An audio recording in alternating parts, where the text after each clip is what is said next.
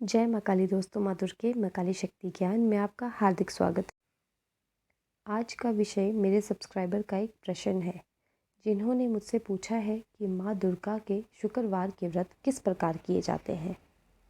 इन व्रतों को करने के क्या विधि विधान होता है, ये व्रत कब से शुरू करने चाहिए, क्या माँ को भोग लगाना चाहिए, क्या माँ को भेंट देनी चाहिए और इस व्रत का उद्यापन किस प्रकार करना चाहिए।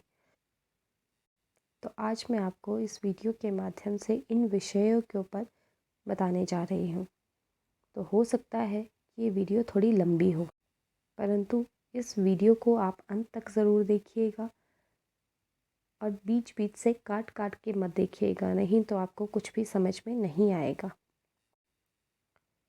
हर वार माँ के होते हैं, परंतु कुछ विशेष दिन होते हैं, जिनमें से शुक्रवार का दिन देवी माँ की पूजा के लिए विशेष दिन होता है। इस दिन माँ के हर स्वरूपों की पूजा की जा सकती है, परंतु हर वार किसी न किसी देव का विशेष दिन होता है। वैसे ही शुक्रवार का दिन भी माँ लक्ष्मी और माँ संतोषी का विशेष दिन होता है। इस दिन माँ लक्ष्मी और माँ संतोषी के व्रत किए जाते हैं। अब आप लोग कहेंगे कि बात तो माँ दुर्गा की हो रही थी, अब माँ संतोषी और माँ लक्ष्मी कहाँ से आ गए। माँ संतोषी के स्वरूप को माँ दुर्गा के सबसे शांत स्वरूपों में से एक माना गया है। तो जो व्यक्ति माँ दुर्गा के शुक्रवार के व्रत करना चाहता है, वो शुक्रवार के दिन माँ संतोषी के व्रत कर सकता है। माँ लक्ष्मी के व्रत के बारे में मैं आपको बाद में बताऊंगी आने वाली वीडियो में, पर अभी बात कर लेते हैं माँ संतोषी माँ दुर्गा के व्रतों के बारे में।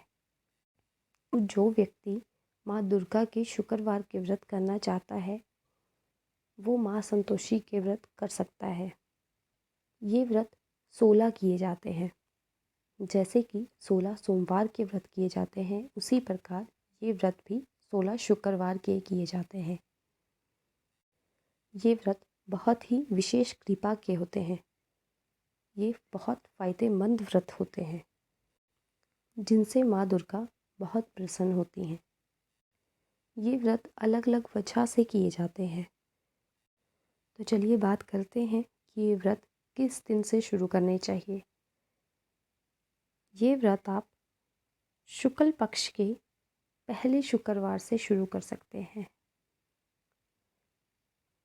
आप जिस शुक्रवार को ये व्रत शुरू करना चाहते हैं, उस दिन आपको प्रातः ब्रह्म मुहूर्त में उठकर स्नान करना होगा तथा अपने नित्य कर्मों से निवृत्त होकर सर्वप्रथम आपको गणेश जी का पूजन करना है। आप गणेश जी का पूजन एक सुपारी के रूप में कर सकते हैं। आप एक सुपारी लें, जिन्हें आपको गणेश जी मानकर उनका आवाहन करना है।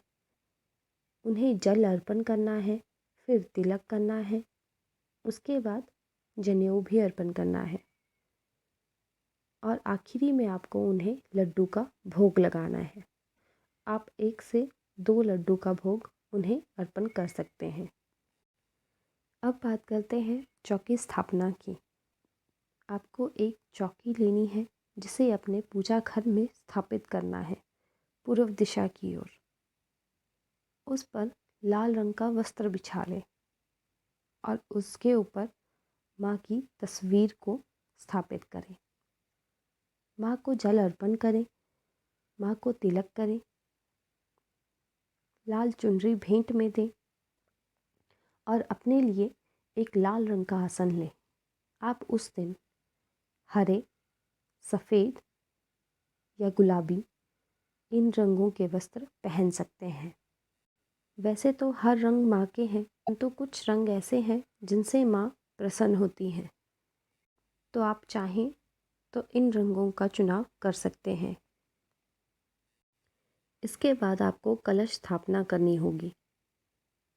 कलश स्थापना के लिए आपको एक कलश, एक हरा नारियल, एक लाल चुनरी और 1 रुपये का सिक्का तथा 11 रुपये चाहिए।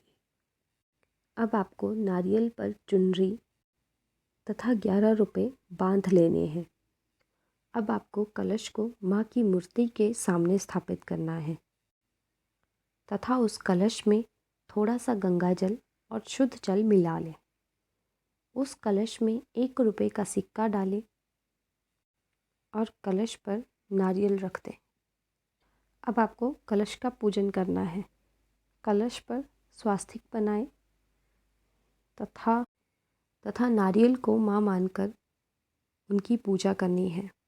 नारियल पर जल अर्पण करना है, तिलक करना है, पुष्प आदि अर्पण करने हैं। अब आपको हाथ में जल लेकर व्रत का संकल्प करना है। जब आप माँ को अपने व्रत के संकल्प के बारे में बोलेंगे तो उस समय आपको उन्हें अपने आहार के बारे में भी बताना होगा। आप जिस प्रकार से व्रत करना चाहते हैं उस प्रकार से संकल्प करें। कुछ लोग पूरा दिन भूखे रहने का संकल्प करते हैं, कुछ लोग फलाहार का संकल्प करते हैं, कुछ लोग एक समय के अन्न ग्रहण करने का संकल्प करते हैं। तो ये आपकी अपने श्रद्धा के अनुसार आप कर सकते हैं। अब बात करते हैं माँ की भोग की। माँ को सात्विक भोजन का भोग लगाएं।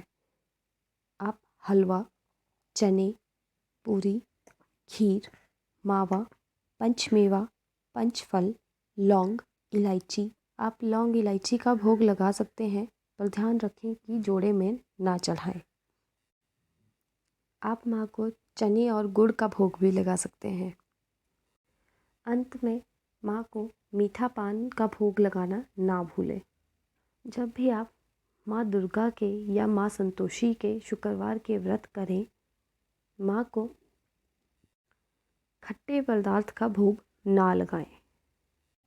ध्यान रखें कि फलों में भी खट्टे पदार्थ ना शामिल हों। अब बात करते हैं माँ की भेंट की। देखिए, मैं आपको जो भी बता रही हूँ ज़रूरी नहीं है कि वो सब आपको माँ को भेंट करना है। आप अपनी श्रद्धा के अनुसार जितना हो सके उतना माँ को भेंट करें। माँ भाव की भूखी है, हमारी सामग्री की नहीं। माँ के पास सब कुछ है, उन्हें आपकी सामग्री की ज़रूरत नहीं, वे सिर्फ भाव देखती हैं। आप माँ को लाल चुनरी दे सकते हैं, साड़ी दे सकते हैं या जोड़ा दे सकते हैं अपनी श्रद्धा के अनुसार। 11 रुपये, 21 रुपये, 51 रुपये, जितना आप दे सकें।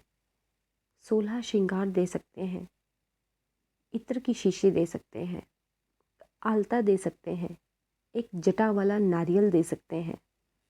जो सुहागिन स्त्री श्रृंगार के सामान में प्रयोग करती हैं वो सामान आप माँ को भेंट में दे सकते हैं।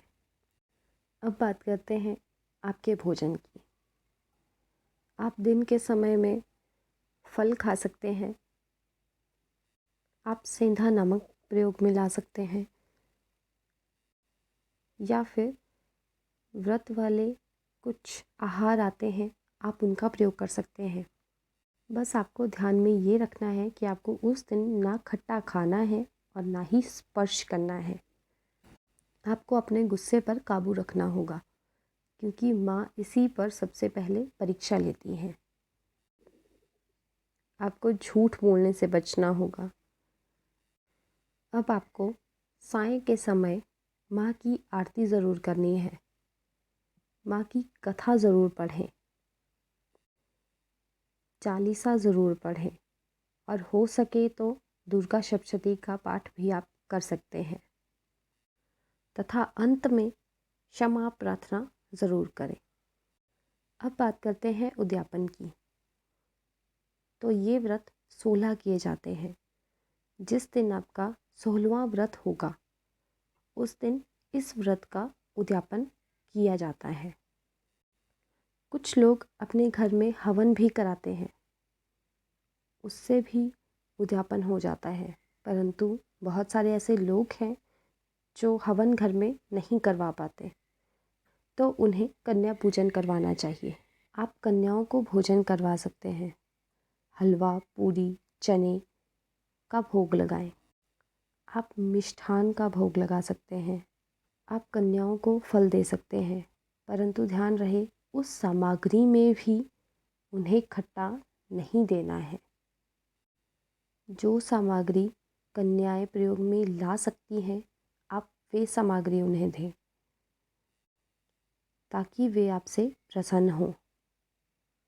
जैसे ही वो आपके घर से प्रसन्न होकर जाएंगी, वैसे ही माँ आपके घर में प्रसन्न होकर आएंगी। उन्हें चुनरी अर्पण करें, उन्हें बिंदियाँ दें। आप उन्हें आलता दे सकती हैं, आप उन्हें इत्र की शीशी दे सकती हैं तथा अंत में उन्हें दक्षिणा अर्पण करें अपनी श्रद्धा के अनुसार। इस प्रकार आपके व्रत का उद्यापन भी हो जाएगा। आशा करती हूँ कि मेरे इस विषय से आपकी कुछ सहायता हुई होगी तथा आपको मेरे द्वारा दिया गया ज्ञान पसंद आया होगा। अगर आपको इस विषय से संबंधित कोई प्रश्न है तो आप नीचे कमेंट बॉक्स में ज़रूर लिखें, जिससे मैं आपकी सहायता कर सकूं। जय माँ काली, जय माँ दुर्गे।